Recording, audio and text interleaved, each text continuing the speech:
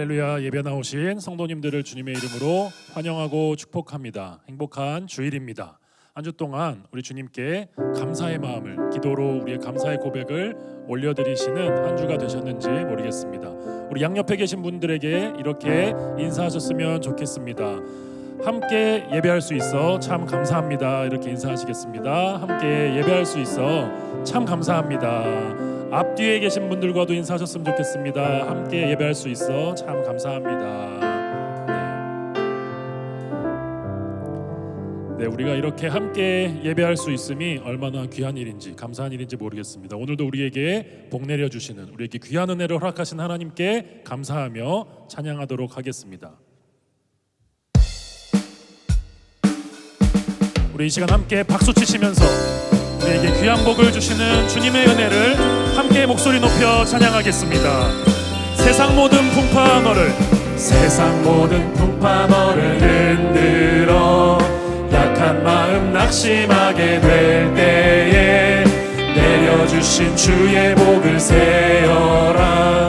주의 한 번 더 찬양합니다. 세상 모든 풍파 너를, 세상 모든 풍파 너를 흔들어 약한 마음 낙심하게 될 때에 내려주신 주의 복을 세어라. 주의 크신 복을 다같이 받은 복을 세어라. 받은 복을 세어보아라. 크신 복을 내가 할리라. 받은 복을 세어보아라. 주의 크신 복을 이절로 고백합니다. 세상 근심 걱정 너를 누르고 십자가를 등에 지고 나갈 때 주가 내게 주신 두려움 없이 찬송하리라. 두려움 없이 한 번 더 고백합니다. 세상 근심 걱정 너를 누르고 십자가를 등에 지고 나갈 때 주가 내게 주신 두려움 없이 항상 찬송하리라. 함께 고백합니다. 받은 복을 세어라. 받은 복을 세어보아라. 크신 복을 내가 받은 복을 세어보아라. 받은 복을 세어보아라. 주의 크신 한 번 더 찬양합니다. 받은 복을 세어보아라. 받은 복을 세어보아라. 크신 복을 내가 알리라. 받은 복을 세어보아라. 주의 크신 3절로 고백합니다. 세상 권세 너의 앞길 막을 때 주만 믿고 낙심하지 천사들이 너를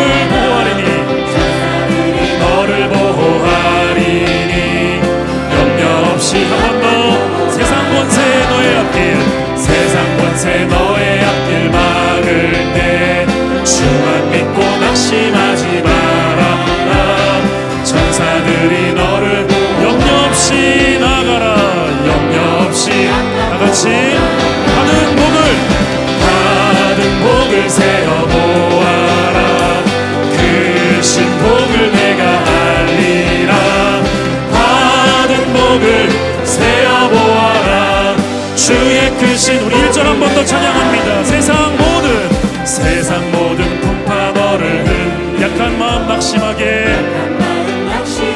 될 때에 내려주신 주의 복을 세어라. 주의 크신 복을 받은 복을 세어보아라. 받은 복을 세어보아라. 크신 복을 내가 아멘. 받은 복을 세어보아라. 주의 크신 복을 한 번 더 찬양합니다. 받은 복을 세어보아라. 크신 복을 내가 알리라. 받은 복을 세어보아라. 주의 크신 복을 내가 알리. 받은 복을 세어라. 받은 복을 세어보아라. 크신 복을 내가 알리라. 받은 복을 세어보아라. 대신 우리 한 번 더 고백합니다. 받은 복을 세어 모아라. 받은 복을 세어 모아. 크신 복을 내가 받은 복을 세어 보아라. 주의 크신 복을 내가 알리라.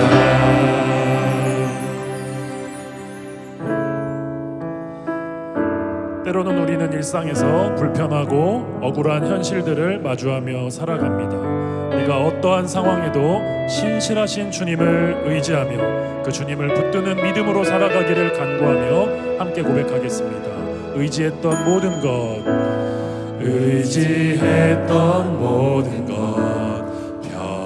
변해가고 억울한 마음은 커져가네. 부끄럼 없이 살고 싶은 마음, 부끄럼 없이 살고 싶은 마음 주님 아시네. 모든 일을 선으로 이겨내고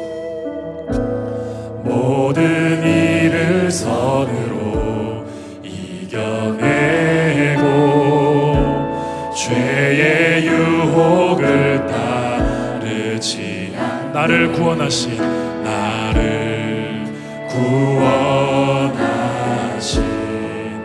영원한 그 사랑 크신 그네 날 부르. 다 같이 찬양합니다. 주어진 내 삶이 작게만 보여도 선하신 주 나를 이끄신 본의 중심을 보시는 주님만 따르네. 날 택하신 주만 의지해. 보이는 상황에 무너질지라도 예수는 나를 붙드네. 보이지 않아도 주님만 따르네. 내 평생 주님을 노래하리라. 처음부터 한 번 더 고백하겠습니다. 의지했던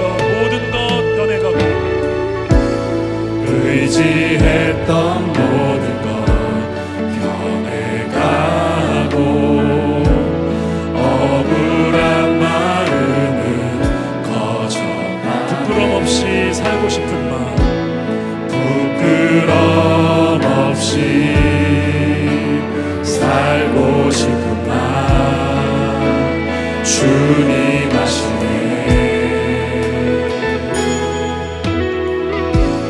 모든 일을 선으로 이겨내고 죄의 유혹을 따르지 않네. 나를 구원하신 영원한 그 사랑 크신 그네 날 붙드신. 우리 함께 고백합니다. 주어진 내 삶이 작게만 보여도 선하신 주 나를 이끄신 복의 중심을 보시는 주님만 따르네. 날 택하신 주만 의지해.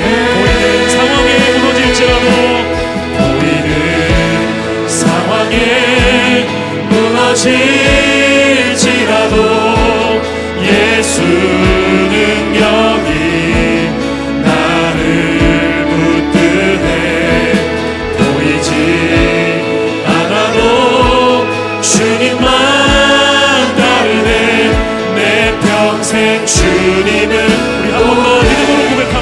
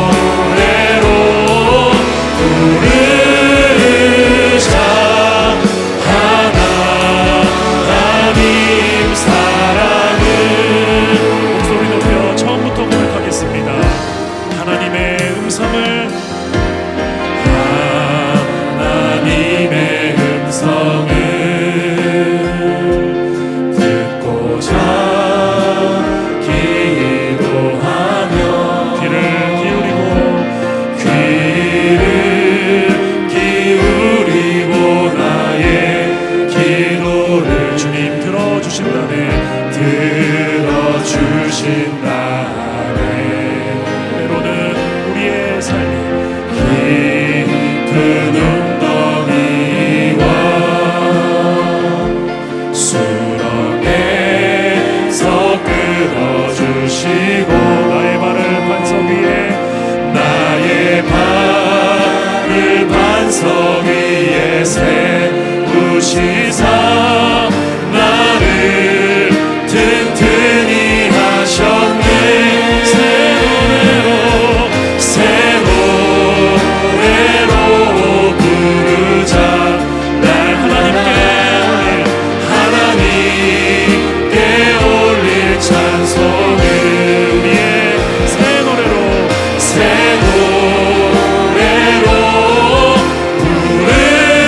부르자. 하나님 사랑을. 이절로 고백하겠습니다. 주를 의지하고 교만하지 않으며 주를 의지하고 교만하지 않으며 거짓에 치우치지 아니하며 주님 복이 있으리라. 우리의 고백으로 여호와 나의 주는 여호와 나의 주는 크신 권능의 주라. 권능의 주라. 주의 크신 권능으로 주의 크신 권능으로 우리들을 사랑하여 주시네. 새 노래로 새 노래로 부르자. 랄라라. 하나님께 올릴 찬송을 새 노래로 새 노래로 부르자. 우리 한 번 더 우리에게 주실 놀라운 은혜를 찬양합니다. 새 노래로 새 노래로 부르자. 랄라라. 하나님께 올릴 찬송을 새 노래로 부르자. 새 노래로 부르자. 하나님 사랑을 하나님 사랑을 하나님 사랑을 하나님 사랑을 하나님 사랑을.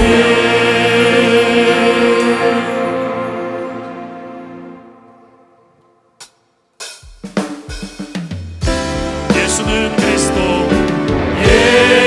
예수는 그리스도. 예수는 주. 하나님의 영으로 예배 같이 이 자리에서 일어나셔서 찬양하겠습니다. 예수는 그리스도. 예수는 주. 하나님의 영으로 예배 드리고. 이 시간 함께 창조의 아버지 찬양하심으로 하나님의 영광의 보좌로 나아가겠습니다. 창조의 아버지 그 섭리 보이사 택하신 세대 일으키어 이 땅을 고치소서. 주의 크신 능력 주의 크신 능력 만물이 사모하니 성령의 기름 부어주사 성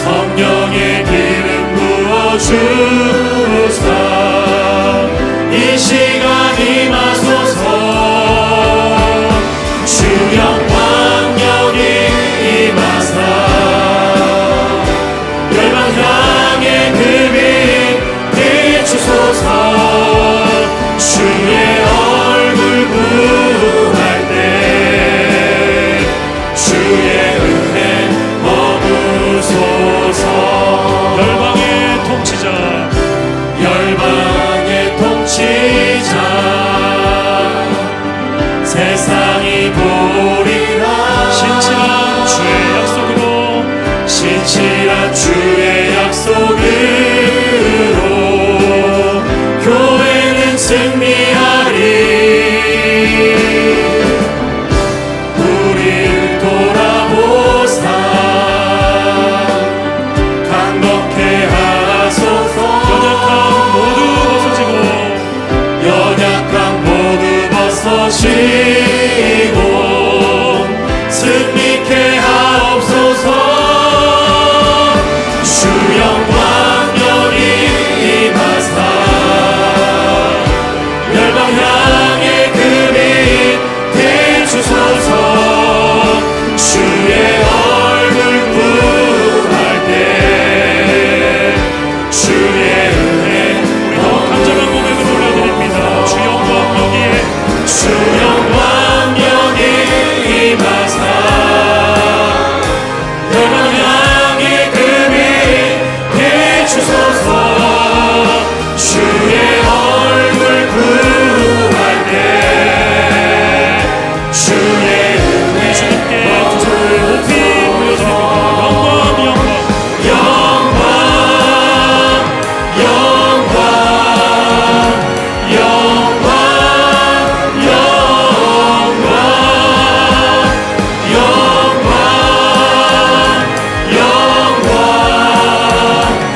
영광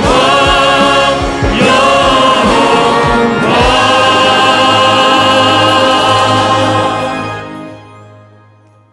하나님은 영이시니 예배하는 자가 성령과 진리로 예배할지니라. 아멘. 사랑하는 형제 자매 여러분, 우리 하나님께서 기뻐하시는 예배는 상한 마음과 통회하는 심령이라고 하셨습니다. 이 시간 성령께서 우리의 마음을 살피셔서 깨닫게 하여 주시는 우리의 죄와 허물을 진실한 마음으로 주님께 고백하고 참회의 기도를 드리는 시간을 갖겠습니다. 다 같이 침묵 가운데 기도하시겠습니다.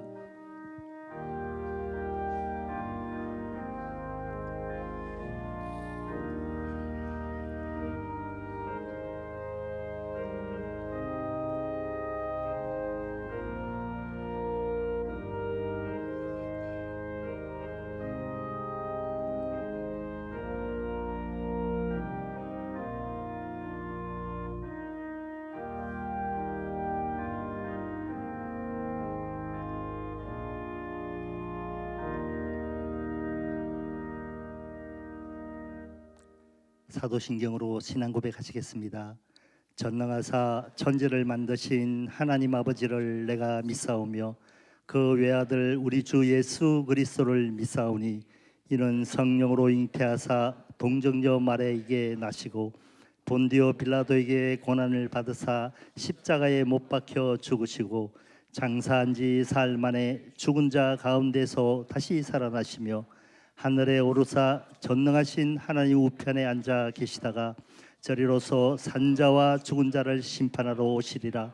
성령을 믿사오며 거룩한 공예와 성도가 서로 교통하는 것과 죄를 사하여 주시는 것과 몸이 다시 사는 것과 영원히 사는 것을 믿사옵나이다. 아멘. 이제 자리에 앉으셔서 찬송가 337장 찬양 거룩하신 하나님 앞에 올려드리겠습니다.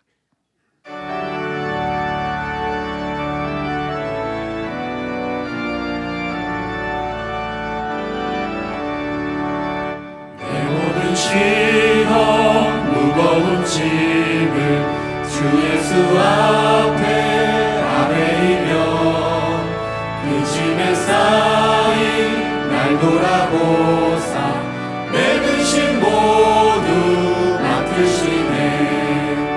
무거운 짐을 나 홀로 지고 견디다 못해 쓰러질 때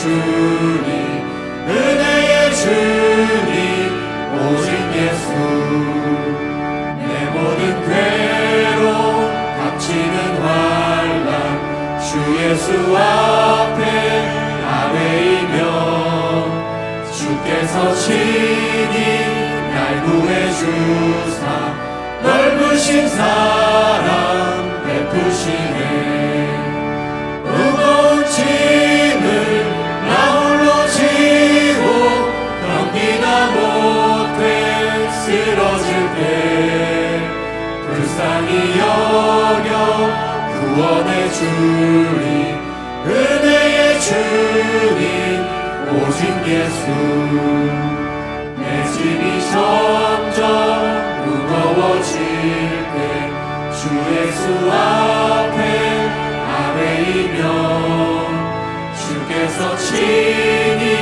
날 구해주사 내 대신 짐을 져주시네 무거운 짐을 나 홀로 지고 견디다 못해 쓰러질 때 불쌍히 여겨 구원해 주리 은혜의 주님 오직 예수 마음의 시험 무거운 죄를 주 예수 앞에 아뢰이며 예수는 나의 능력이 되사 세상을 이길 힘 주시네 무거운 짐을 나 홀로 지고 견디다 못해 쓰러질 때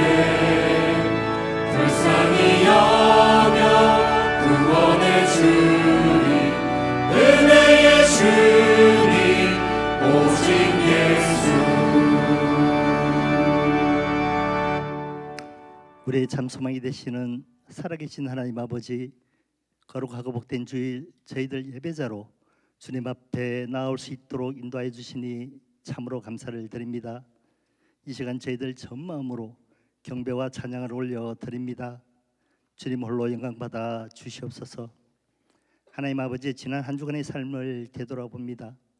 허물과 죄로 죽었던 저희들을 다시 살리시고 하나님 자녀 삼아 주셨는데 그 은혜를 기억하며 감사하는 삶을 살지 못하고 우리의 생각과 뜻을 앞세우며 세상의 소리에 귀를 기울이다 마음을 빼앗긴 시간들이 많았음을 고백하며 회개합니다. 주님 저희들의 죄를 사하시고 모든 불의에서 깨끗게 하여 주시옵소서. 하나님 아버지 나라의 대통령과 지도자들에게 하나님을 두려워하는 마음과 지혜를 다하여 주셔서 겸손히 백성을 섬기게 하시고 진리를 외면하며 자기 소견에 옳은 대로 살아가는 이 민족 가운데 하나님의 정의와 공의가 회복되는 은혜를 다하여 주시옵소서. 하나님 아버지 우리 공동체를 통하여 죽어가는 영혼이 주님을 만나고 구원의 은혜와 감격 속에 주님의 제자로 동력자로 세워줄 수 있도록 인도하여 주시니 감사를 드립니다. 풍성한 결실의 계절 가을 곡식이 무르익는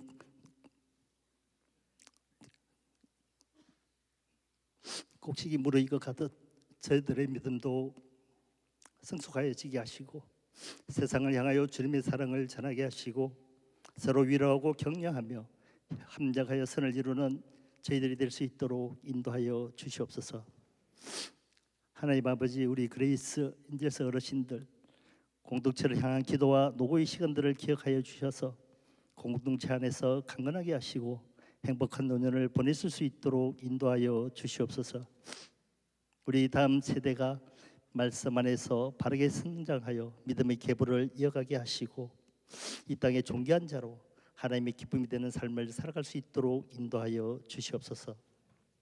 하나님 아버지 이 시간 다양한 아픔으로 고통의 터널을 지나고 있는 우리 동역자들을 긍휼히 여겨 주셔서 예배를 통하여 치유와 회복의 은혜를 경험할 수 있도록 인도하여 주시옵소서.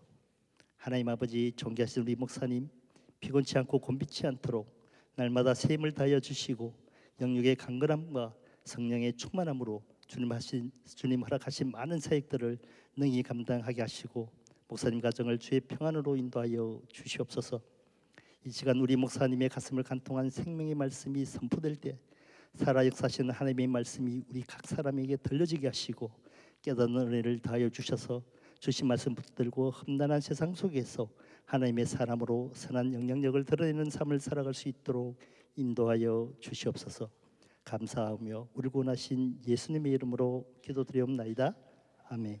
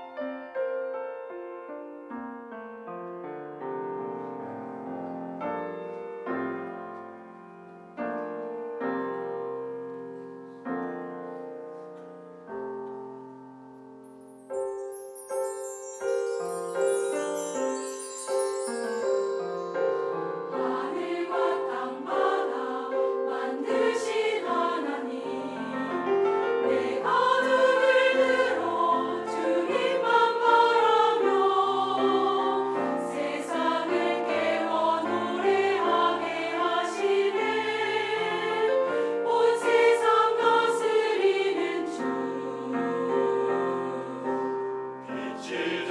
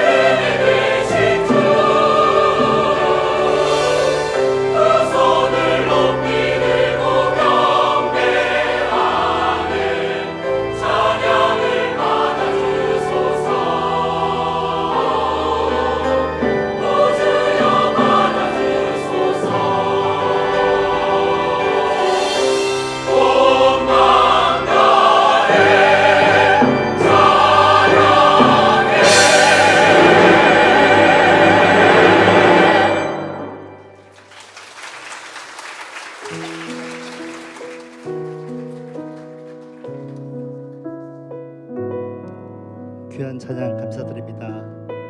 우리 은혜 공동체 새 가족반을 수료하시는 11분을 소개해 드리겠습니다. 김창영님, 김혜님님, 이희성님, 김원범님, 권미송님, 김주혜님, 김신웅님, 전진선님, 고헌주님, 김효진님, 강채원님, 우리 은혜 공동체 가족이 되신 11분을 함께 축복하겠습니다.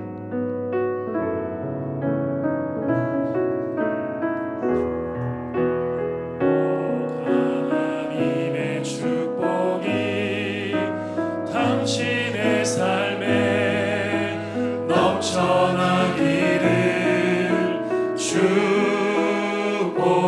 하나님의 축복이 당신의 삶에 가득하기를 축복합니다.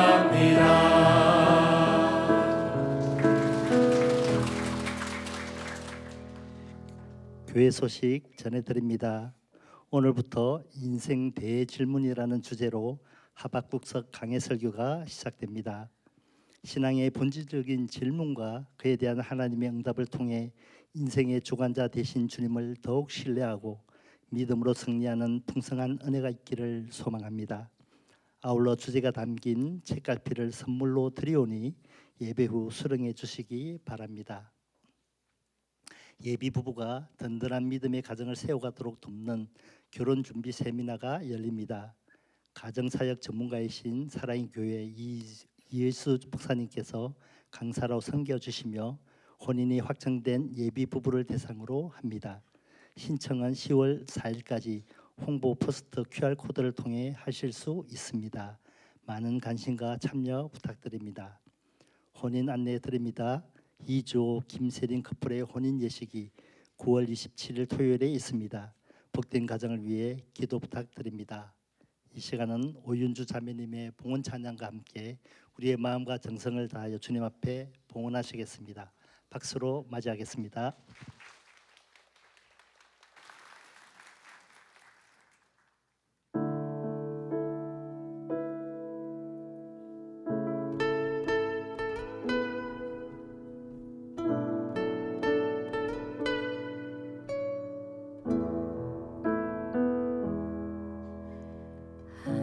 안심하라 내가 널 사랑한다.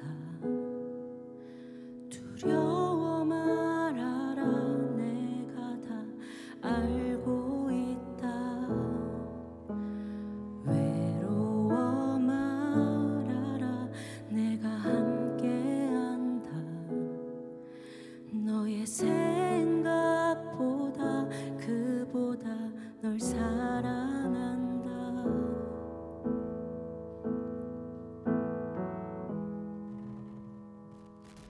내가 널 얼마나 사랑하는지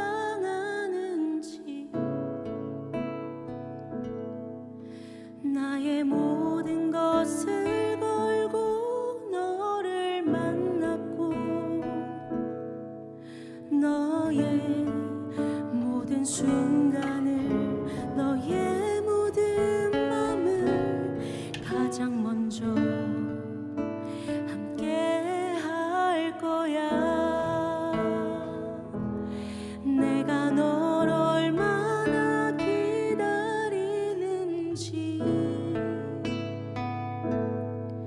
나의 모든 것을 걸고 너를 얻었고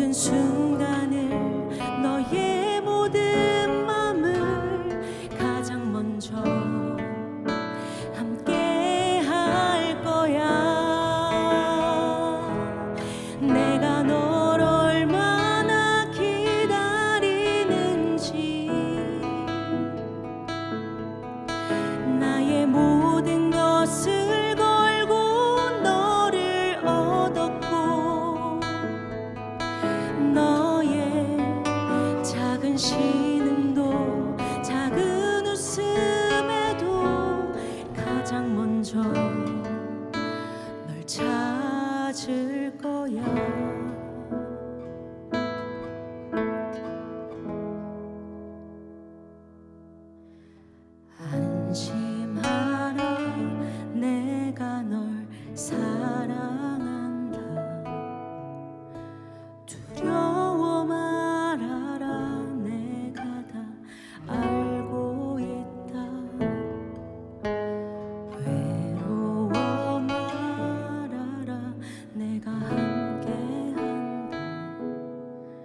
너의 생각보다 그보다 널 사랑한다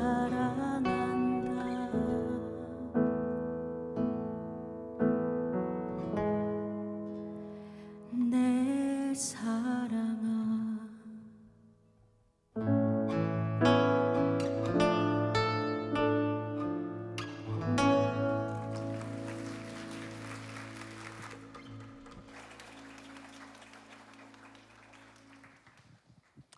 귀한 묵은 찬양 감사드립니다. 이 시간 모두 자리에 일어나셔서 하나님의 말씀을 눈으로 읽고 귀로 듣겠습니다. 구약 성경 하박국 1장 1절에서 2절 말씀입니다. 제가 가지고 있는 성경은 구약 성경 1302페이지입니다. 하나님의 말씀입니다. 하박국 제1장.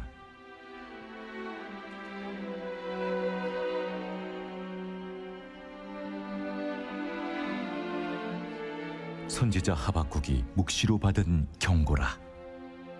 여호와여, 내가 부르짖어도 주께서 듣지 아니하시니 어느 때까지리이까? 내가 강포로 말미암아 외쳐도 주께서 구원하지 아니하시나이다. 아멘. 모두 자리에 앉아주시기 바랍니다. 이제 말씀을 듣기에 앞서 말씀을 전하실 목사님과 예배를 위하여 그리고 하나님의 은혜를 사모하며 우리에게 듣는 마음 허락해 주시길 간절히 기도하시겠습니다.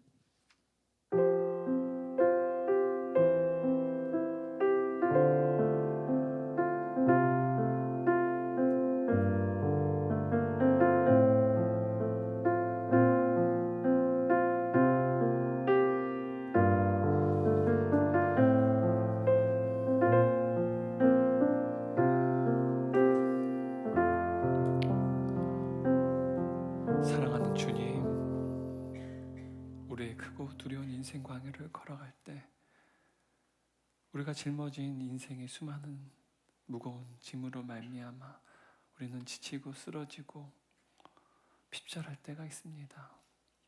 오늘 이 시간 그럼에도 불구하고 주 앞에 나온 주의 자녀들, 우리의 모든 인생의 짐을 내려놓고 주님을 바라보니 주의 시간 주께서 우리에게 되어진 주의 말씀을 통하여 오직 주님만 붙잡고 주님께 안긴 채 주님과 씨름하는 시간 되게 도와주시고, 또 오늘 이 예배로 말미암아 또 우리에게 되어진 주의 말씀으로 말미암아 우리에게 맡겨진 인생의 짐과 또한 주께서 우리에게 맡기신 사명을 안고 나아갈 수 있는 성령의 능력을 공급하여 주옵소서. 육체의 질병으로 인하여 고통을 당하고 있는 사랑하는 동역자들이 있습니다. 날마다 육체의 고통 가운데 신음하는 우리 동역자들 주여 불쌍히 여겨 주옵소서. 날마다 이들의 이름을 부르며 함께 기도하오니 주여 우리의 기도를 들어주셔서 하나님 우리 동역자들의 삶 가운데 놀라운 회복의 역사에게 도와주시고 놀라운 치유가 일어날 수 있도록 구원의 은총을 베풀어 주옵소서. 이 시간 우리 인생의 주인 되신 주님께 귀한 예물을 올려드렸습니다. 하나님 우리의 예물을 흠양하여 주옵시고 이 예물들이 주의 몸된 공동체와 다음 세대와 하나님 나라가 확장되는데 귀하게 쓰임받게 하여 주옵소서. 경제적인 어려움 때문에 예물을 드리지 못한 사랑하는 동역자들이 있습니다. 하나님 그들을 불쌍히 여기시고 이 시간 예물을 드린 자 그렇지 못한 자 모두에게 가정과 생업과 사회 현장과 삶의 모든 영역 가운데 그리고 사랑하는 자녀들에게 복의 복을 더하여 주옵소서. 이 시간 연약한 종이 주의 말씀 전합니다. 오직 주만 홀로 영광 받아 주옵소서. 예수님의 이름으로 기도드리옵나이다. 아멘. 우리 좌우에 있는 성도님들 보시면서 서로 축복하고 인사하도록 하겠습니다. 우리 5분 이상씩 인사해 볼까요? 당신 존귀한 하나님의 자녀입니다. 우리 비전홀과 송도 예배당에서 예배드린 성도님께서도 서로 축복하고 인사하도록 하겠습니다. 네, 이번엔 또 인사하지 않은 분들과 또 인사해 볼까요? 네, 우리 찬양대는 불가능할 것 같은데 또 인사하겠습니다. 우리는 예수 안에서 존귀한 가족입니다.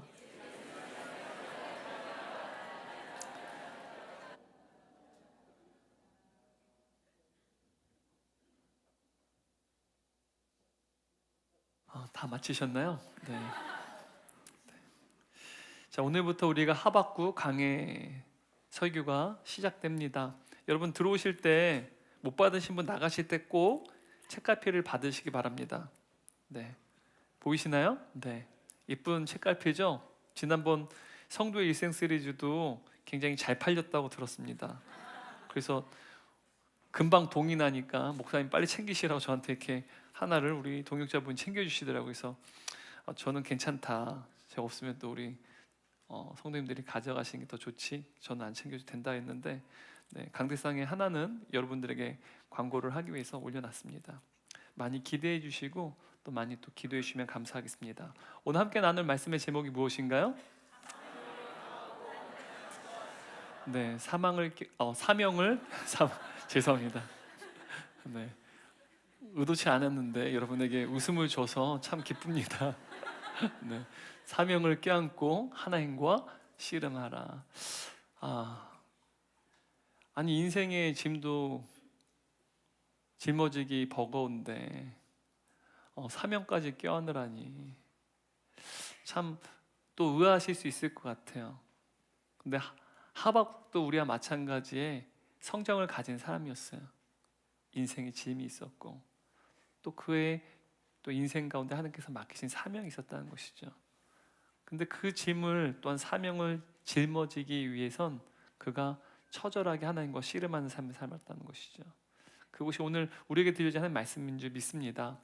오늘 첫 번째 말씀인데요, 사실은 하박국 시대가 어떤 시대였는지 그 역사적 배경을 좀 말씀을 통해서 자세히 살펴보는 시간 가졌으면 좋겠어요. 보통은 이제 그런 배경들을 짧게 사실은 간추리고 지나가죠. 근데 오늘은 그 역사적 배경을 좀 잘 다뤄보는 시간을 좀 가져보려고 합니다. 늘 이제 말씀 나눌 때 그 배경 설명을 자세히 할 수 없어서 좀 안타까운 마음이 있었는데, 하박국 선지자의 말씀이 우리의 삶 가운데 정말 연결되려면 그 시대적인 상황을 우리가 잘 이해를 해야만 합니다. 그 시대적인 상황을 잘 이해하고 이 삶이 우리의 삶과 연관되면 제가 크게 우리 삶 가운데 적용되는 메시지를 전하지 않아도 여러분 안에서 적용점이 나타나게 돼요. 이걸 적실성이라고 합니다. 오늘 또 이제 역사 강의나 이런 것들을 되게 또 싫어하는 또 이과생들 계세요. 네, 나 역사 되게 싫어하는데. 근데 성경을 알려면 역사는 어떻게 보면 불가분리의 관계 있어요. 왜냐하면 성경은 진리지만 또 역사적 사실을 기반으로 하기 때문이죠. 여러분 우리가 클래식을 배울 때도 특히 이제 연주자들 보시면 쇼팽의 곡을 막 연주하잖아요. 그냥 악보만 보고 연주하지 않습니다. 물론 무슨 체른이나 혹은 피아노 학원 다닌 친구들은 그럴 수 있겠지만 연주자들은 프로 연주자들은 그러지 않습니다. 쇼팽의 곡을 할 때 이 쇼팽의 이 곡이 쇼팽의 전기인지 중기인지 또한 그 말려는 때에 만든 이제 곡인지들 굉장히 잘 구분짓습니다. 특히 만약에 쇼팽의 전기 작품이라고 하면 폴란드에서 아주 가난한 청년이죠. 음악으로 성공하기 위해서 자신의 조국을 등지고 유럽을 향해 나갑니다. 아마 그는 가난했지만 어마어마한 야망을 꿈꿨을 거예요. 그러한 쇼팽의 삶의 상황, 당시의 어떠한 역사적 상황들을 고려하고 연구한 다음에 그 곡을 마주하고 그 곡에 담겨진 쇼팽이라고 하는 작곡가의 의도를 담아서 그 곡을 연주하는 것이죠. 여러분 연주 그냥 하는 거 아닙니다. 그냥 악보만 보고 연주하는 게 아니에요. 마찬가지로 여러분 하나님의 말씀도요, 이 말씀이 우리 삶 가운데 공명을 일으키고 우리 삶 가운데 이 말씀이 진리로 역사하기 위해선 반드시 그 정황, 역사적 정황, 역사적 상황, 역사적 배경을 우리가 이해할 때요, 그냥 자연스럽게 그 말씀이 우리 삶 가운데 털커덕하고 걸려요. 그리고 그 말씀이 우리 삶 가운데 하나님이 직접 말씀해 주신다는 사실을, 왜요? 바로 하박국서는요, 그 당시에 하나님의 백성들 하나님께서 직접 말씀하신 하나님의 메시지이기 때문에 그 당시의 상황을 알고 우리의 상황과 연결되면 하나님께서 오늘 우리에게도 동일하게 그 말씀을 선포해 주신다는 사실이죠. 이것을 기도하면서 오늘 혹시 또 역사 강의가 되게 싫어하신 분들은 또 마음을 열고 오늘 말씀 좀 잘 들었으면 좋겠습니다. 여러분, 최근 10대들이 하는 말 중에 굉장히 충격적인 말이 있어요. 그게 뭐냐면 나음 당했다라는 말이에요. MZ 세대들이 말하는 표현인데 나음 당했다. 이 말은 사실 문법적으로 틀려요. 그런데 MZ 세대들 혹은 10대들의 심리적인 정서가 잘 담겨진 표현입니다. 나음 당했다란 말은 자신의 존재를 마치 교통사고처럼 자기 의지와는 아무런 상관없이 외부에 의해, 특히 이제 부모죠, 부모에 의해서 가해진 하나의 사건, 하나의 사고로 규정하는 것입니다. 그러니까 이 표현은 뭐 가정이 가난하거나 어떤 불만이 있을 때 나음 당했다라는 표현을 쓴다는 거예요. 그러니까 부모는 가해자죠. 자기 자신은 누굴까요? 피해자입니다.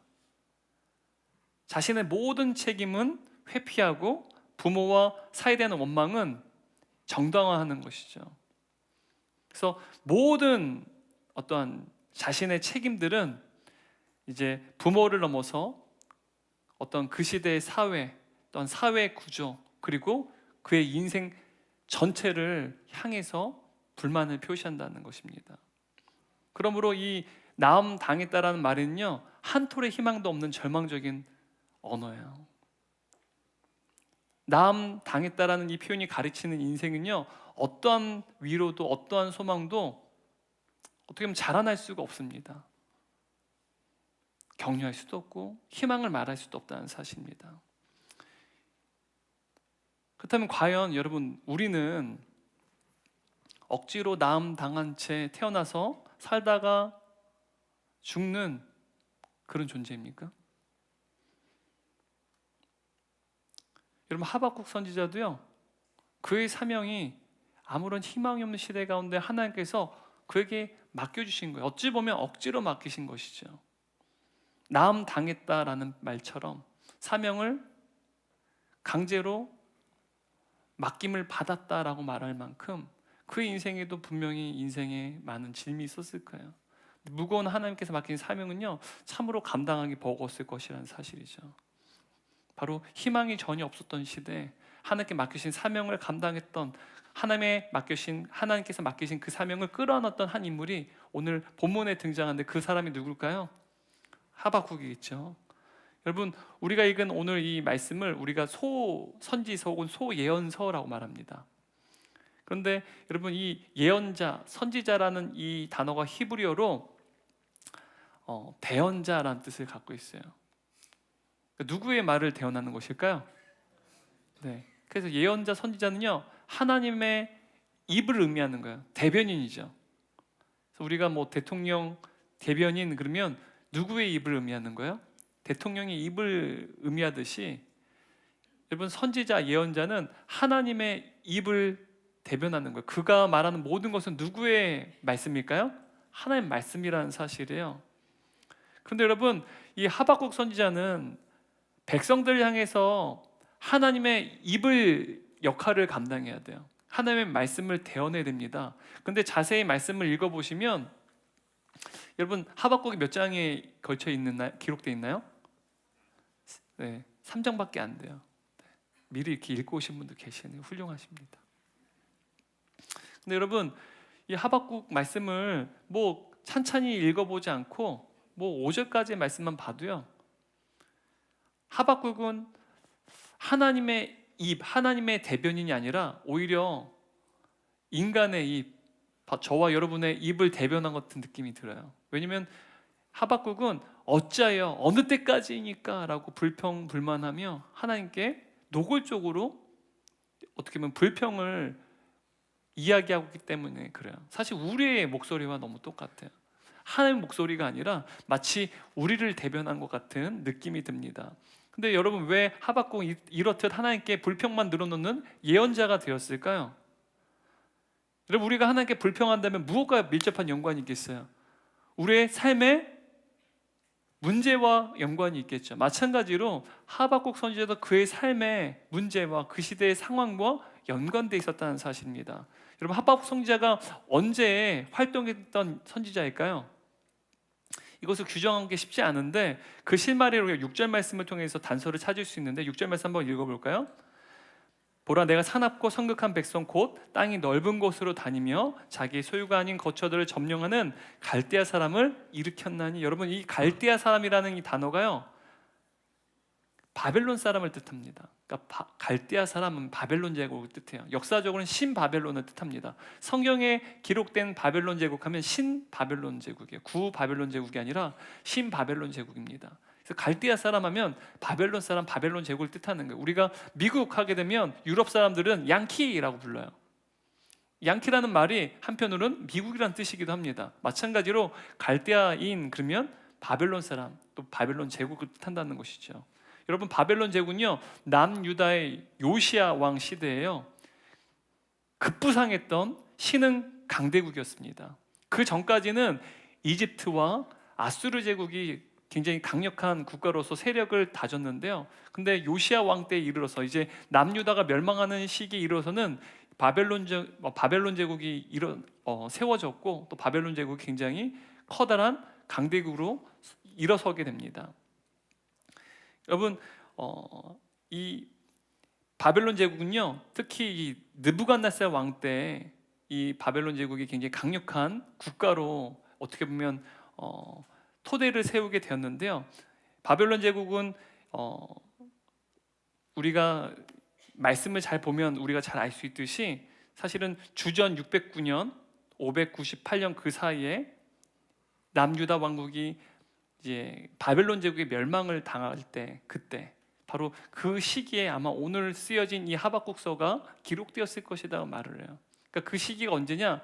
남유다 왕 여호야김의 통치 시기와 딱 맞아 떨어집니다. 그래서 하박국 시대의 통치자는 여호야김이라고 생각하시면 될 것 같아요. 성경학자들은 이 하박국 선지자가 이제 주전 586년 남유다가 멸망을 당하고 바벨론으로 포로로 끌려가는 그 시기 때 약 40년 동안 활동했던 우리가 잘 아는 선지자가 있습니다. 누굴까요?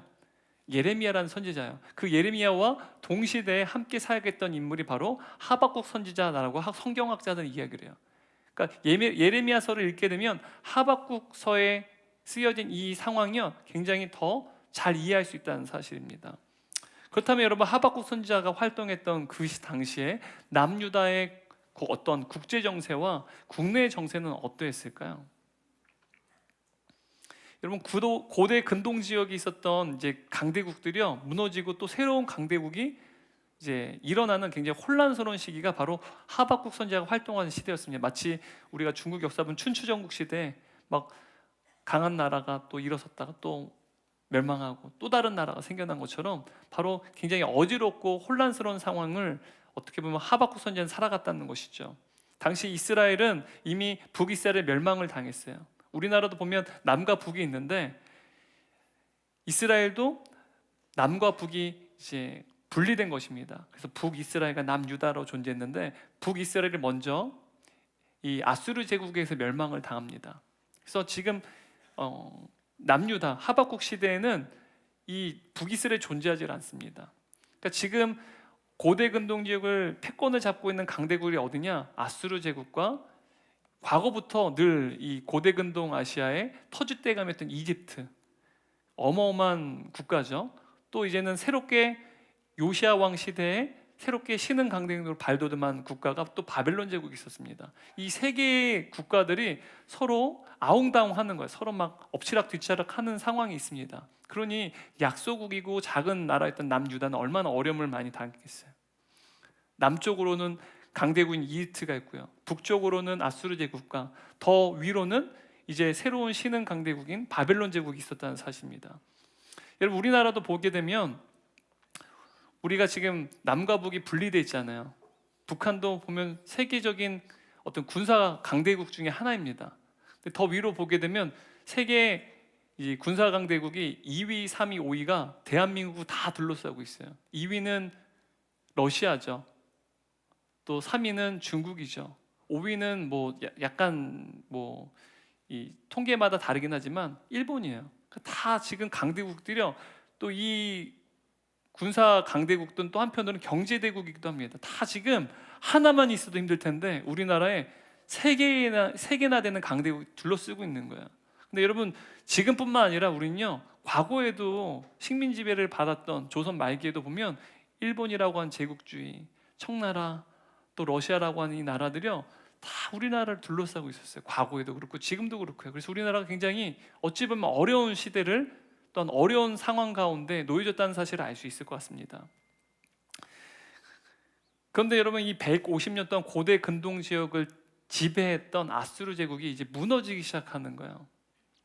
근데 그때 이제 강대국인 바벨론이 막 이제 부상하고 있는데 당시에 터줏대감이었던 이집트의 관점에서는 이집트의 시각에서는 아무래도 자신들의 힘을 이 고대 근동 지역에 영향력을 펼치기 위해서는 바벨론보다는 그래도 이집트 생각엔 이 아수르가 자신들과 함께 좀 더 힘을 발휘하기엔 더 나을 것 같다고 생각을 해요. 그래서 이집트의 당시에 파라오였던 느고가 이 아수르 제국과 연합을 맺으려 합니다. 그리고 연합을 맺고 바벨론 제국과 전쟁을 치르려고 해요.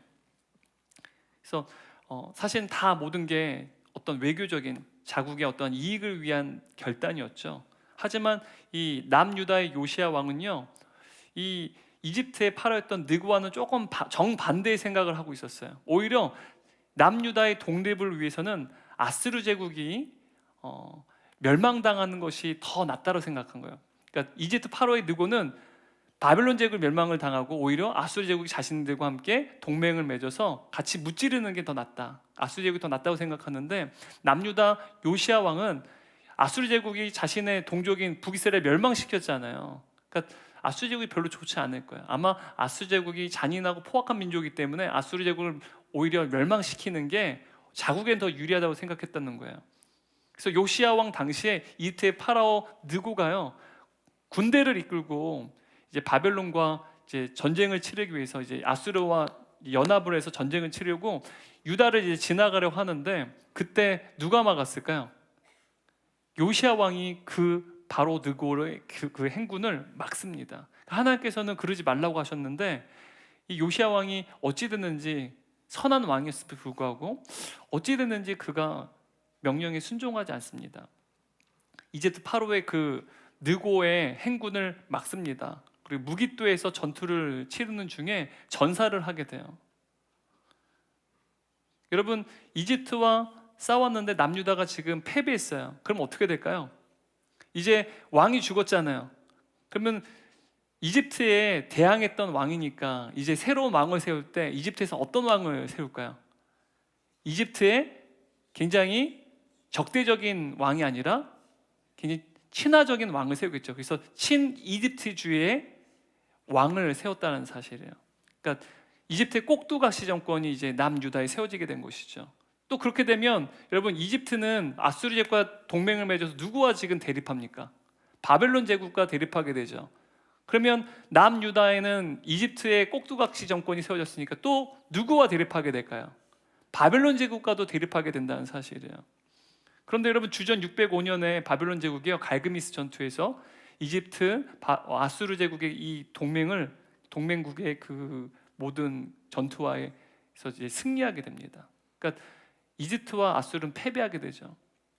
그래서 바벨론 제국이 이제 고대 근동 지역을 다 지배하게 되었습니다. 그리고 약 70년 동안 고대 근동 지역에 어떻게 보면 강력한 제국으로 우뚝 서게 되었죠. 그리고 이 모든 토대를 바벨론 제국의 느부갓네살 왕이 이 모든 토대를 만들어냈어요. 그 성경에서도 느부갓네살 왕에 대해서 이야기가 많이 나오듯이 바로 이 느부갓네살 왕 때 사실은 남유다가 멸망당하기도 했지만 또 바벨론 제국이 가장 강력한 패권 국가로 서게 되었다는 사실입니다. 자, 이제 이집트와 아수르가 다 이제 바벨론에게 패배를 당했으면 어떻게 해야 될까? 이제는 눈에 가시던 남유다를 이제 어떻게 보면 따끔한 맛에 보여줘야 되지 않겠어요? 그래서 1차 침공을 느부갓네살 왕이 바벨론 제국의 군대를 이끌고 침범하게 됩니다. 그때 이제 남유다가 패배하게 되죠. 이제 이집트의 꼭두각시 정권은 몰락하게 되고 또 어떤 정권을 또 세워놓을까요? 바벨론에게 굉장히 친화적인 또 지도자를 세우지 않겠습니까? 그래서 친 애굽의 지도자가 이제는 친 바벨론적인 지도자로 바뀌게 되었다는 것이죠. 그런데 여러분, 이 고래 싸움에 누가 등이 터져요? 새우가 등이 터지시. 남유다는요 지금 막 바벨론, 이집트, 아수르 그 강대국 사이에서요 막 등이 터지는 거예요. 왕도 그 강대국들의 입맛에 맞는 왕이 세워지고 정권이 세워지는 그러한 비애를 경험하는 것이죠. 마치 여러분 우리나라가 과거에 이제 한국 전쟁을 경험하지 않았습니까? 그리고 분단이 될 때도요 사실 우리의 의지로 된 게 아니에요. 그리고 지금도 보게 되면 여러분 오늘날에도 보면 친미냐 또 친중이냐, 우리나라도 여전히 강대국 사이에서 굉장히 새우등이 터지는 모습이 있지 않겠습니까? 그러니까 남유다도 우리와 비슷한 그러한 상황을 겪었다는 사실이죠. 그런데 여러분 남유다의 국내 정세도요 사실 녹록치가 않았어요. 국제 정세도 너무너무 힘들었는데 국내 정세도 너무나도 혼란스러웠다는 사실입니다. 특히 이제 남유다가 멸망하는 시기 보면 므낫세라는 왕이 사실 북이스라엘 아합 왕과 버금가는 굉장히 악한 왕 중에 하나입니다. 므낫세가 얼마나 악행을 했는지요. 우상 숭배는 뭐 둘째 가면 서러울 정도였고요. 특히 예루살렘 성전에도 이제 우상 제단을 세울 만큼 굉장히 우상 숭배에 심취했던 인물입니다. 그리고 얼마나 또 악정을 많이 행했는지 모릅니다. 열왕기하 21장 말씀 보게 되면 예루살렘 이 끝에 저 끝까지 이제 죄가 없는 사람들 피가 가득했다라고 기록되어 있어요. 얼마나 무고한 자들, 그러니까 므낫세 왕의 마음에 들지 않는 사람들은 그냥 마구잡이로 다 이제 어떻게 보면 참수하는 일들이 벌어졌다는 사실입니다. 게다가 특히 이 므낫세는요 우상 숭배에 심취했는데요, 하나님께서 가장 혐오하시는, 가장 싫어하시는 인신 제사를 드렸어요. 그것도 심지어 자신의 아들을 제물로 바치기까지 했다는 사실입니다. 얼마나 악한 왕인지 모릅니다. 그런데 여러분 이 캄캄한 유다 왕국의 현실 가운데 마치 혜성처럼 나타난 한 인물이 있었어요. 그 왕이 누구냐? 바로 요시야라고 하는 왕이었습니다. 그런데 므낫세와는 너무너무 달랐어요. 그는 모든 제단과 모든 신전들을 다 회파했습니다. 우상 숭배를 남유다에서 다 제거해 버렸어요. 그리고 종교 개혁을 일으켰습니다. 주의 말씀을 통해서 개혁을 일으키고 다시 나라가 다윗과 같은 시대로 다시 돌아가기 위해서 많이 애를 썼습니다. 그런데 여러분 그 노력도 그냥 아주 짧은 시간 동안 그러한 노력들이 있었지만 요시야도 누구에게 이제 죽임을 당합니까? 앞에서 말씀드렸잖아요. 무기토 전투에서 이 이집트의 파라오였던 느고와의 전투에서 전사를 하게 됩니다. 그리고 이 요시야의 아들이었던 여호야김이 이 왕이 오르게 되었다는 사실입니다. 이 여호야김은 요시야의 아들인데 그의 아버지와는 전혀 다른 폭군이었어요. 전형적인 폭군. 누구를 닮았냐면 므낫세를 닮은 폭군이 바로 이 여호야김이라는 왕이었습니다. 바로 이 여호야김이 다스렸던 그 시대에 하박국 선지자가 활동했다는 사실이에요. 안 그래도 악하고 우상 숭배에 빠지고 악정을 행하는데 게다가 이 여호야김은요 국제 정세도 잘 읽지 못했어요. 지금 여러분 어느 제국이 지금 강력한 패권 국가가 됐습니까? 바벨론이요. 그러면 누구와 좀 교린을 해야 돼요? 바벨론이랑 교린을 해야 돼요. 근데 이스라엘은 되게 이상한 게 과거에 430년간 애굽의 노예 생활을 했는지 모르겠는데 늘 어려움을 당하면 어디로 내려가요? 애굽으로 내려가요. 약간 이게 관성처럼 힘들면 애굽으로 기대고 애굽을 향하는 게 이 이스라엘 백성들이 약간 특징인 것 같아요. 그래서 이 여호야김이라는 왕은요 정세를 읽지 못하는 거예요. 친 이집트적인 행보를 걷기 시작합니다. 그는 국제 정세도 잘 읽지 못하는 어리숙한 왕이었고요. 뿐만 아니라 우상 숭배 악행도 행했고, 뿐만 아니라 또 백성들에게 고요를 짜내며 세금을 많이 걷어냈고요. 왜냐하면 나라가 어려우니까요. 게다가 백성들의 땅과 재물도 착취하는 그런 악한 왕이었다는 사실이에요. 그래서 백성들은 안 그래도 국제 정세가 너무 어려서 외세 침략도 있는데 외세의 침략보다 국내의 정세, 특히 국내의 정치자들에 의해서 더 어려움을 당하고 혼란을 당하는 시대가 바로 하박국의 시대였다는 사실입니다. 힘없는 백성들이 유린당하고 또한 고통을 당하는 시대가 바로 하박국의 시대라고 말할 수 있습니다. 여러분, 이처럼 이 약소국이었던 이 남유다는요, 강대국 사이에서 막 갈팡질팡했어요. 그래서 미래를 예측할 수 없었고 혼란스럽습니다. 그런데 또 국내 정세도요, 이 위정자들이 얼마나 악했는지 자기들 마음대로 또한 이제 나라를 다스렸어요. 그 결과 백성들은 안팎으로 혼란스러운 상황을 맞이했다는 것이죠. 근데 여러분, 하나님께서는요, 당시에 활동했던 선지자가 하박국 선지자도 있고 어떤 선지자도 있었습니까? 예레미야 선지자도 있었어요. 그래서 예레미야 선지자, 하박국 선지자에게 하나님께서는요, 내가 바벨론 제국의 느부갓네살을 세웠다. 그러니 지금은 그 느부갓네살의 명령에 순종해라라고 명령을 합니다. 근데 여러분, 이 남유다 왕이었던 이 여호야김이 순종했을까요? 불순종했을까요? 그는 친애굽적인, 친이집트적인 행보를 했잖아요. 하나님의 말씀에 철저히 불순종합니다. 그 말씀이 예레미야서에 기록됐는데요, 예레미야 36장 22절 23절 말씀 읽도록 하겠습니다.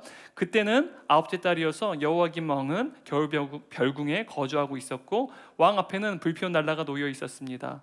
여디가 서너 단씩 익을 때마다 왕은 서기관의 칼로 두루마리를 베어내더니 난로불에 던져 넣었습니다. 여러분, 여기서 서기관이 칼로 두루마리를 베어냈대요. 그리고 난로불에 던져 넣었대요. 여기서 두루마리가 뭘까요? 화장지요? 여기 두루마리는요, 성경책, 하나님의 말씀 말하는 거예요. 고대 시대에는 지금처럼 책이 없었습니다. 파피루스에 길게 글을 쓰는 거예요. 그리고 책을 둘둘둘둘 말습니다. 그래서 두루마리라 불렀어요. 근데 하나님 말씀을요, 다 조각조각 베어낸 다음에 그것을 화롯불에다가 던져서 불태워버렸다는 거예요. 철저히 하나님 말씀에 불순종했죠. 여러분, 이것이요, 남유다 지도자들의 대표적인 영성의 모습이라는 거예요.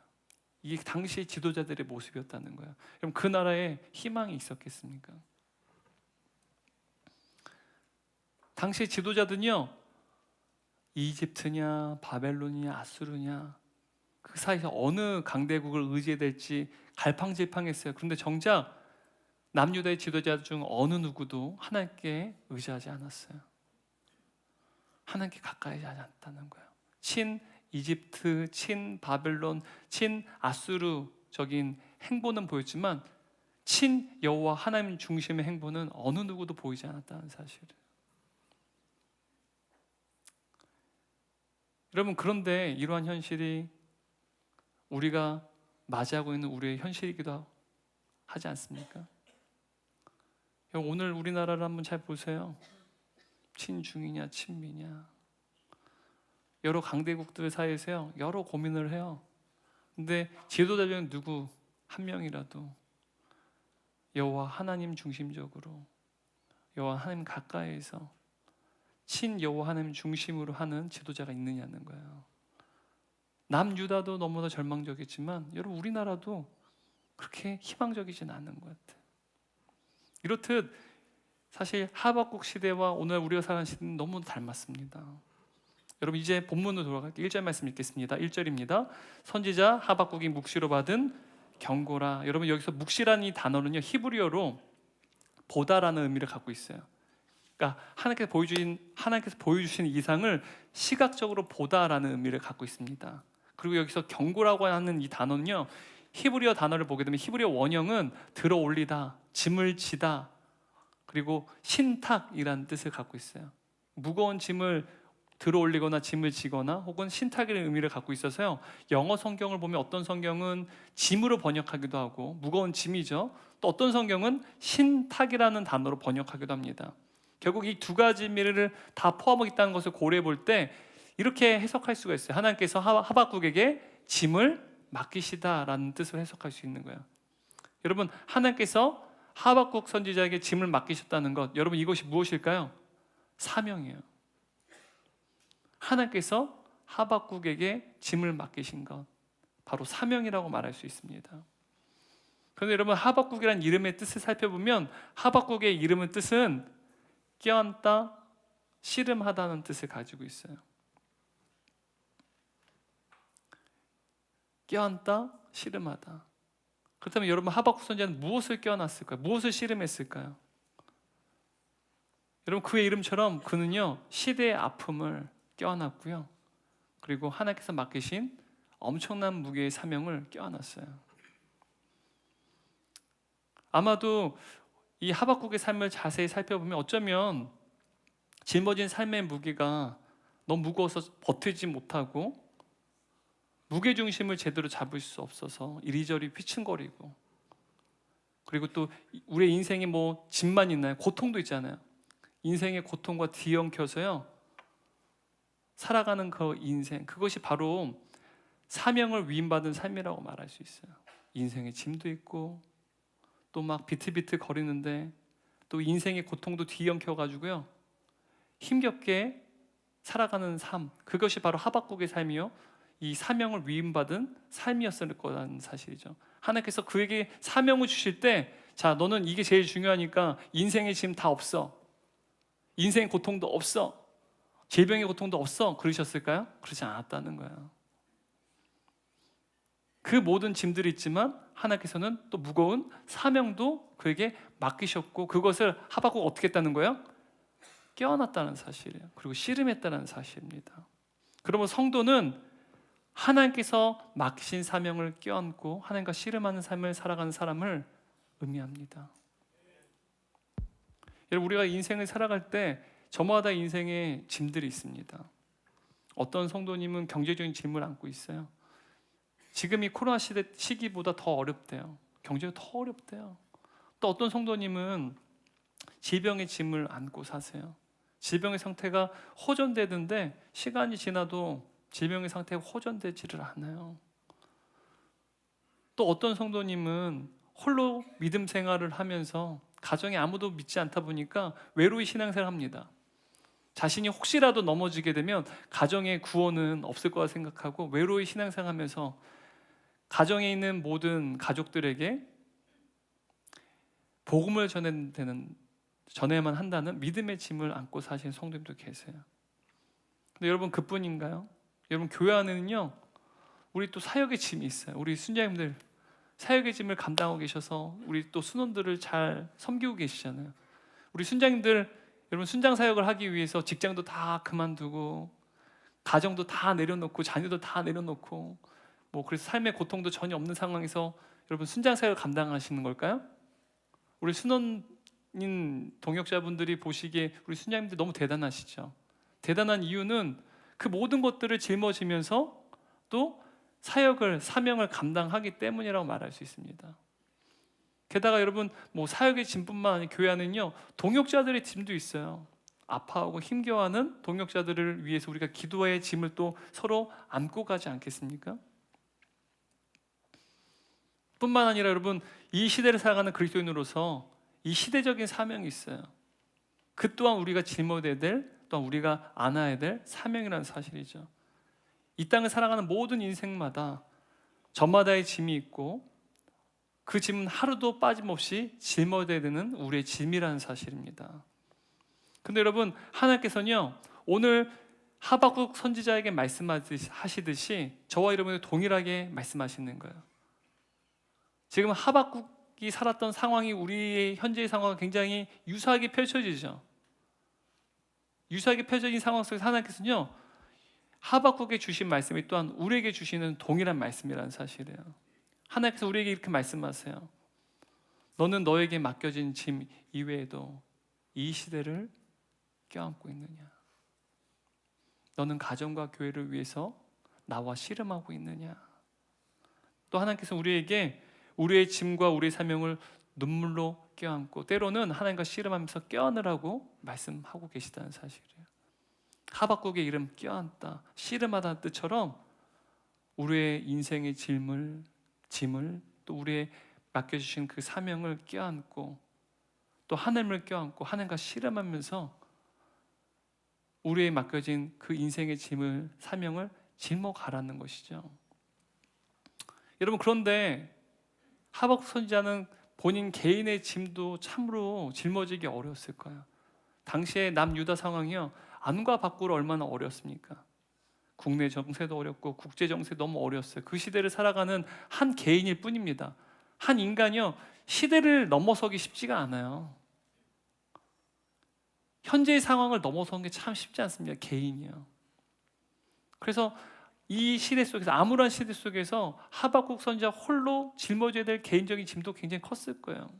뭐 가정의 짐도 있었을 것이고 자녀들의 짐도 있었을 것입니다. 근데 어떻게 민족의 짐을 그가 짊어지고, 어떻게 하나님께서 맡기신 그 무거운 사명의 짐도 그가 짊어질 수 있느냐는 거예요. 마찬가지로 여러분, 우리도 그렇지 않습니까? 우리도 각자의 삶을 살아갈 때 앞에서 이야기했듯이 우리 개인적인 짐들이 있어요. 삶의 짐들이 있습니다. 가정의 짐도 있고요, 자녀의 짐도 있습니다. 그런데 여러분, 우리가 어떻게 하나님께서 맡기신 사명의 짐도 짊어질 수 있냐는 거예요. 심지어 이 시대에 또한 사명의 짐을 어떻게 우리가 짊어질 수 있냐는 거예요. 여러분, 새벽 예배를 드리다 보면 가끔씩 이제 얼굴이 보이지 않은 분들이 예배 자리에 나오실 때가 있어요. 어떤 메시지일까요? 지금 인생의 문제가 발생했다는 뜻이에요. 짊어지기 버거운 인생의 문제, 고난의 문제가 발생한 것이죠. 뭐 경제적인 어려움일 수도 있고요, 질병의 문제일 수도 있고요, 어떤 관계 문제일 수도 있고, 어떠한 인생의 위기가 발생된 것이죠. 그래서 도저히 대안이 없으니 지금 누구 앞에 나와서 기도하는 것입니까? 하나님께 나와서 기도하는 거예요. 우리가 문제가 있을 때 하나님께 찾아옵니다. 그런데 정작 우리가 하나님께 나와서 기도하지만 정작 하나님을 대면하는 게 아니라 하나님 앞에 나와서도 문제만 대면한 채 돌아갈 때가 많다는 사실이에요. 하나님께 나왔다면 하나님만 주목해야 되는데 문제만 주목하는 거예요. 문제만 주목하는 것이 무엇이냐면, 하나님만 대면하며 하나님만을 온전히 씨름하는 시간은 지금 나의 염려와 나의 모든 근심을 다 내려놓는 거예요. 앞으로 일어날 모든 일들도 다 내려놓는 거예요. 염려에 너는 잠시 떠나라. 앞으로의 미래도 너는 떠나라. 나는 지금 하나님만을 바라보겠다. 여러분, 이것이 하나님을 대면하는 거예요. 근데 우리가 주님께 나올 때요, 여전히 근심을 가지고 염려를 가지고 기도의 자리에 나아가요. 이 문제가 해결되지면 어떡하지? 이 문제를 안고 살아가는 나의 미래, 여전히 문제를 안고 기도하는 거예요. 그 결과 하나님께 나왔는데 하나님을 대면하는 게 아니라 기도한 내내 무엇만 대면하고 나가는 거예요? 문제만 대면하는 것입니다. 아마 이렇게 하나님이 아니라 문제만 대면하는 우리에게 하나님께서 이렇게 말씀하실 것 같아요. 너희는 나에게 나와서 나를 바라보고 나를 상대해야지, 왜 너희는 내 앞에 나와서도 문제만 바라보고 문제만 상대하니? 믿음은 내가 너희 앞에 있는 것을 믿는 거야. 그리고 나를 상대하는 거야. 여러분, 믿음은 문제와 씨름하는 것이 아니라 하나님과 씨름하는 것입니다.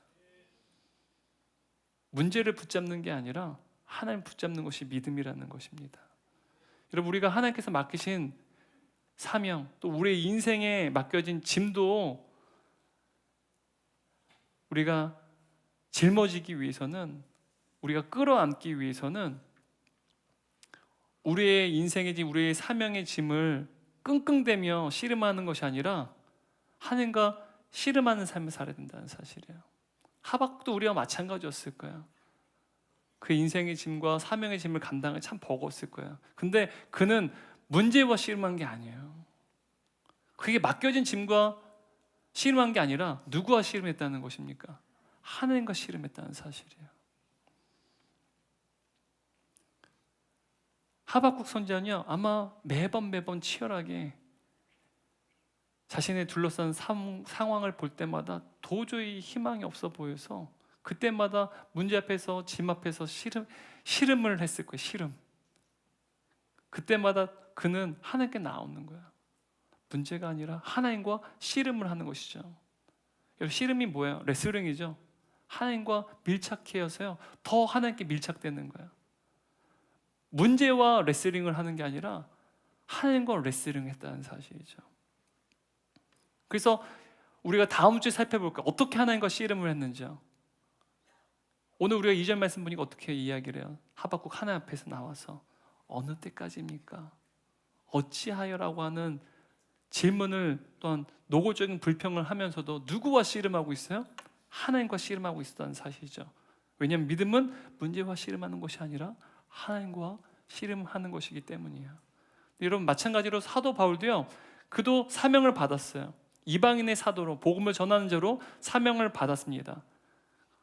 그리고 그 사명 때문에 그는 수많은 고난을 받았어요. 그런데 그 고난의 문제와 씨름한 게 아니라 사도 바울도 늘 하나님과 씨름을 했습니다. 사도행전 9장 15절 16절 말씀 보면 하반절 보면 내가 택한 내 그릇이다. 그가 내 이름을 위하여 얼마나 많은 고난을 받아야 할지를 내가 그에게 보여주려고 한다. 분명히 주님이 그에게 사명을 주셨는데 고난이 많이 있다는 거예요. 사도 바울의 사명은요, 이방인들에게 복음을 전하는 그것이 그의 사명이었습니다. 근데 주님이 맡긴 사명 이외에도 그에게는요 수많은 고난이 있었다는 거예요.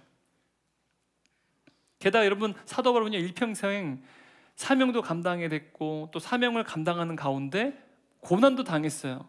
근데 그는요 또 육체의 가시, 육체의 질병도 안고 살아갔다는 사실입니다. 그의 육체의 가시가 얼마나 고통스러웠는지 주님께 간청합니다. 여러 번 간청했어요. 그런데 여러분 주님이 그 간청에 응답해 주실까 응답하지 않았을까요? 응답하지 않으셨어요. 고린도후서 12장 9절 말씀인데요. 제가 읽어드릴게요. 내 은혜가 내게 족하다. 내 능력은 약한 데서 완전하게 된다. 그래서 사도 바울은요 일평생 그를 고통스럽게 한 육체의 가시조차 껴안는 삶을 살아만 했다는 사실이에요. 육체의 가시가 아마 날마다 그를 찔렀을 거예요. 그런데 여러분 사도 바울은요 그의 고난도 끌어안았고 그의 육체의 가시도 끌어안고 마침내는 그의 사명을 완수해냈습니다. 그리고 그의 사명을 완수해냈을 때 그의 육체의 가시는요 예수의 흔적이 되었어요. 갈라디아서 6장 10절 말씀 함께 읽겠습니다. 이후로는 누구든지 나를 괴롭게 하지 말라. 내가 내 몸에 예수의 흔적을 지니고 있노라. 여러분 조개가요 눈물을 흘리고 고통을 당할 때 그 상처 때문에 계속 눈물을 흘리잖아요. 근데 그 고통이 진주가 되는 것처럼 사도 바울에게 있어서는 이 육체의 가시가요 마침내 예수의 흔적이 되었다는 사실이에요. 여러분 사도 바울도요 하박국과 마찬가지였어요. 문제와 씨름하지 않았습니다. 누구와 씨름했습니까? 하나님과 씨름했다는 사실이에요. 그 결과 어떻게 했습니까? 그의 고난과 그의 사명은요 그의 영광스러운 면류관이 되었다는, 예수의 흔적이 되었다는 사실이에요. 그래서 사도 바울은 로마서 8장 18절에 이렇게 말합니다. 현재의 고난은 장차 우리에게 나타날 영광과 비교할 수 없도다. 여러분 우리의 면류관의 무게는 우리가 짊어진 무게와 비례해요. 사도 바울은 그것을 이야기하는 거예요. 장차 우리에게 누리게 될 그 영광과 비교할 수 없다. 여러분 우리가 우리 인생의 문제와 씨름하는 것이 아니라 하나님과 씨름하며 우리에게 맡겨진 사명을 그리고 우리 인생의 짐을 껴안을 때 우리가 지면 인생의 그 무게가 장차 우리가 누리게 될 면류관의 무게가 될 줄 믿습니다. 결론이에요. 여러분 우리 인생은 억지로 태어나서 고통을 껴안다가 살다가는 피해자입니까? 철이 없는 우리 10대들처럼 우리는 그냥 피해자로서 어쩔 수 없이 인생의 짐을 고되게 짊어지다가 살아가는 그런 피해자와 같은 인생입니까? 여러분 만약 인생이 그렇다면 정말 너무나도 절망적일 거예요. 여러분 하박국도 마찬가지였습니다. 안과 밖이 다 어수선했어요.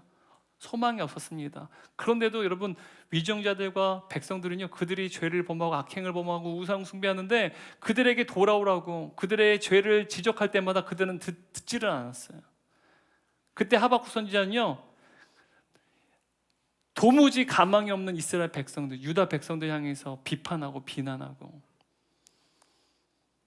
그리고 이 사회가 잘못됐다고 불만하고 불평하면서 자신의 맡겨진 그 사명을 억지로 껴안은 채 살아갈 수도 있었습니다. 마치 피해자처럼 살아갈 수도 있었다는 사실이에요. 하지만 하박국은요 절대로 억지로 그의 시대를 그의 사명을 억지로 껴안지 않았습니다. 하박국은 문제와 씨름하지 않았어요. 바로 하나님과 씨름했습니다. 그 결과 하박국은 그의 사명을, 그리고 그의 민족의 아픔을, 그리고 그의 인생의 짐을 껴안을 수 있었다는 사실이에요. 여러분, 우리 예수님께서도요 마찬가지입니다. 죄가 없으신 예수님께서 저와 여러분을 구원하시기 위해서 십자가를 짊어지셨어요. 근데 그 십자가는요, 성부 하나님께서 예수님께 사명을 주셨기 때문에 억지로 짊어지신 십자가가 고난이 아니었다는 사실이에요. 또 죄인인 우리 주님께서 억지로 우리를 감싸 안으신 것이 아니었다는 사실입니다. 우리를 사랑하시기 때문에 십자가를 짊어지셨고, 우리를 사랑하시기 때문에 죄인인 우리조차도 감싸 안으셨다는 사실이에요. 그 결과 인류의 모든 죄를 짊어지신 그 십자가는요, 예수 그리스도의 영광의 예표가 되었다는 사실입니다. 히브리서 12장 2절 말씀인데요, 믿음의 주여 또 온전하게 하신 이인 예수를 바라보자. 그는 그 앞에 있는 기쁨을 위하여 십자가를 참으사 부끄러움을 개의치 아니하시더니 하나님 보좌 우편에 앉으셨느니라. 여러분, 십자가의 사명을 개의치 아니하시고 짊어진 예수 그리스도, 그 성자 예수님께는요 지금 하나님 보좌 우편에 앉으셔서 하나님과 동일한 영광을 누리신다는 사실이에요. 십자가의 그 짐이요 결국은 주의 영광을 나타낸다는 사실이죠. 여러분, 우리의 삶의 무거운 현실 앞에서 억지로 우리의 인생의 짐을, 우리의 사명의 짐을 짊어지지 마십시오. 우리의 인생의 문제에 앞서서 우리 하나님을 먼저 껴안고 하나님과 씨름하십시오. 우리가 하나님께서 맡기신 짐을 안고 또한 우리의 사명을 껴안고 하나님과 씨름한 삶을 살아갈 때 반드시 우리의 무거운 현실의 무게는 장차 우리가 누리게 될 면류관의 무게가 될 줄 믿습니다. 날마다 우리 안에 계신 성령님을 의지하여서 매 순간 우리의 짐과 우리의 문제를 주님께 맡길 때 우리의 짐과 우리의 문제가 바로 우리의 사명으로 바뀌어지고, 또한 그 사명의 무게가 장차 우리가 누리게 될 그 영광의 면류관이 될 줄 주님의 이름으로 축복합니다. 우리 다 함께 일어나셔서 오늘 말씀을 기억하면서 이 찬양 우리 주님께 올려드리고 제가 기도하고 축도함으로 오늘 예배를 마치도록 하겠습니다. 오늘 말씀을 떠올리면서 우리 주님과 씨름했으면 좋겠어요. 문제 앞에 서지 않고 우리 인생의 짐 앞에 서지 않고 우리 사명의 짐에 서지 아니하고 우리 하나님과 대면했으면 좋겠습니다. 그리고 하나님과 씨름했으면 좋겠어요. 그러면 우리 인생의 짐도 우리의 사명의 짐도 우리의 면류관이 될 줄 믿습니다. 아름답고 놀라운 주 예수, 말로 할 수 없네. 그 증량할 수 없는 위엄, 주님과 같은 분 없네. 한없는 그 지혜와 사랑, 그 누구도 다 알 수 없네. 아름답고 놀라운 주 예수, 보좌에 앉으셨네. 주님 앞에 내가 서 있습니다. 주님 앞에 내가 서 있네. 주 앞에 내가 서 있네. 주는 거룩하신 하나님. 그 다시 한번 고백하겠습니다. 주님 앞에 대면하기 원합니다. 주님 앞에 내가 서 있네.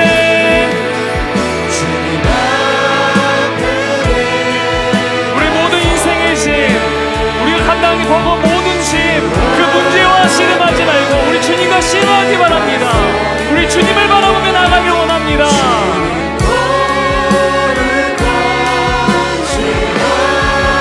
우리 다시 한번 우리 주님을 바라보며 찬양합니다. 주님 앞에 내가 서 있네.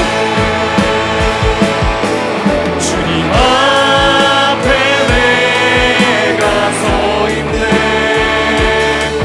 주님 앞에 내가 서 있네. 주는 거룩하신 하나님.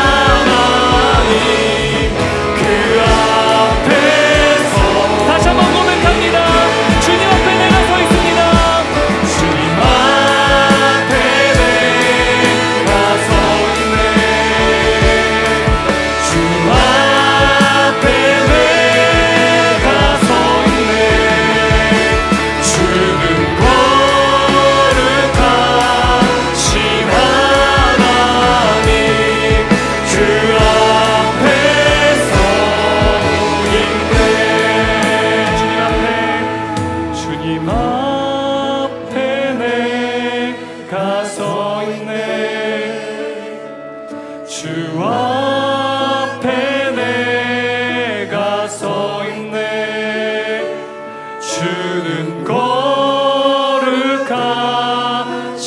하나님 그 앞에 서 있네. 사랑하는 주님, 우리의 인생도 마치 하박국 선지자가 살았던 그 삶처럼 우리 안과 밖이 다 혼란스럽고 참으로 어려운 시대를 살아가고 있습니다. 이 어려운 시대 속에서 우리가 짊어야 되는 우리의 인생의 짐들이 있습니다. 우리 가정의 짐도 있고, 우리 자녀의 짐도 있고, 또 우리의 육체의 지병의 짐도 있고, 또 경제의 문제의 짐들도 있습니다. 이 모든 짐들을 짊어가는 것, 이 모든 것들을 감싸 안는 것이 얼마나 버겁고 힘든지 모릅니다. 그래서 우리가 때로는 무게중심도 있고 이리저리 흔들릴 때도 있습니다. 하지만 오늘 말씀을 통하여서 우리가 짐으로 힘겨워할 때 그 문제와 씨름하는 것이 아니라 하나님 앞에 나와 하나님께 씨름해야 된다는 사실을 알게 되었습니다.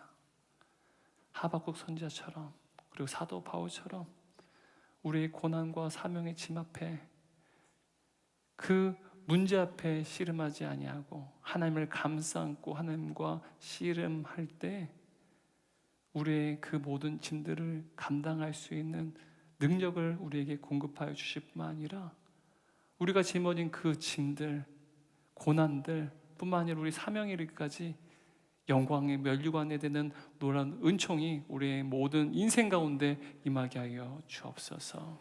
이제는 우리를 영원히 사랑하시고 우리와 함께 하시는 성부 하나님의 크신 은혜와 우리를 사랑하셔서 기꺼이 십자가에 매어 죽임을 당하시고 우리에게 기꺼이 생명을 내어주신 성자 예수님 하나님 주신 사랑과 이제는 우리 안에 내주하셔서 우리의 인생의 문제와 또한 인생의 짐을 짊어지며 나아갈 때 문제와 짐에 주목하고 문제를 씨름하는 것이 아니라 하나님과 씨름하도록 돕게끔 하시고 더욱더 하나님께 매어 달리고 안길 수 있도록 우리에게 성령의 능력을 더하여 주시는 성령 하나님의 내주하심과 교통하시며 오늘 예배드린 모든 성도들과 사랑하는 동역자들 그리고 다음 세대 머리 위에 지금부터 영원토록 함께 계시기를 간절히 축원합나이다. 아멘.